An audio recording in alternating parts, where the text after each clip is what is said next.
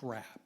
Hardwired on a tenth of a second to have a racist response like that. Is this inevitable? Is this hopeless for us to ever get? Sensory information is altering our behavior in ways where we haven't a clue this is happening. For example, put up a pair of eyes on a bus stop and people litter less. Have a pair of eyes like that flash up subliminally for less than a second while somebody is playing an online game, and they cheat less. They become more generous. You're being watched. Give somebody some horrible cod liver oil to drink and it tastes horrible, and for minutes afterward, people will be more punitive about norm violations. They're confusing a bad taste with a bad act. Or how about this one? Put somebody in a room and give them a questionnaire to fill out about their political views. And if there's smelly garbage in the room, people become more socially conservative. Doesn't do a thing to your economic views, your geopolitical views. You feel the same way about our trade deficit with Swaziland that you did this morning, but them and their different lifestyles suddenly begin to seem them and disgusting and wrong, wrong, wrong, just because visceral disgust alarms are going off because there's smelly garbage in the room. How about this one? Sit somebody in a chair, either a hard wooden one or a nice plush sofa like that, and give them job applications from resumes of supposed applicants, and they evaluate them afterward. If you sit in a hard wooden chair, on the average, you are more likely to assess applicants as having a rigid, inflexible personality. You are more likely to think they're hard asses because of the chair you're sitting in.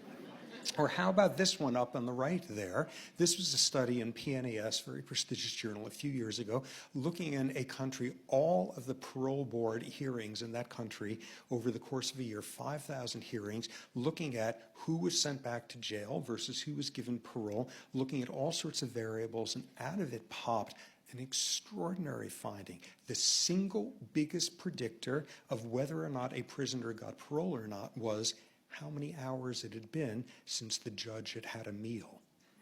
If you went before a judge right after a meal, 60% chance of being paroled.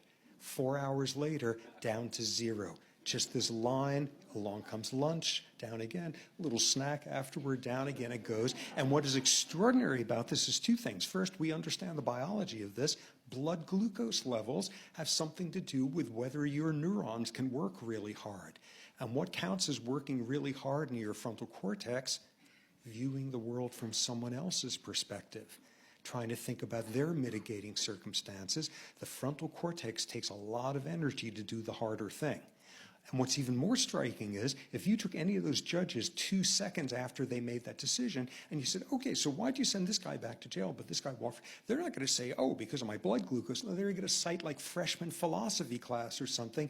And all the while, this is the interoceptive, the internal sensory information that was shaping that decision.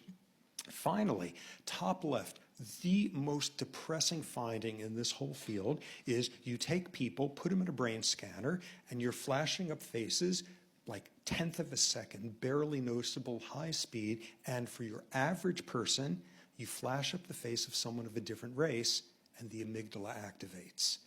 Oh, crap. Hardwired on a tenth of a second to have a racist response like that. Is this inevitable? Is this hopeless for us to ever get? Now do the experiment a little bit differently. I recently found out that apparently San Francisco has a baseball team. And that supposedly they have this rival that they get very worked up about. And now you're flashing up the faces, and each face is wearing a baseball cap. And if you get the right San Francisco baseball fanatic, if it's the home team, you get one response. If it's the rival, the amygdala activates and you're not processing skin color. Oh my God, the innate nature of human racism, my ass. All it takes is this cultural thing we invented 1 or 2 centuries ago, and which one counts as an us or a them in baseball loyalties overrides that, and you've recategorized people within milliseconds there.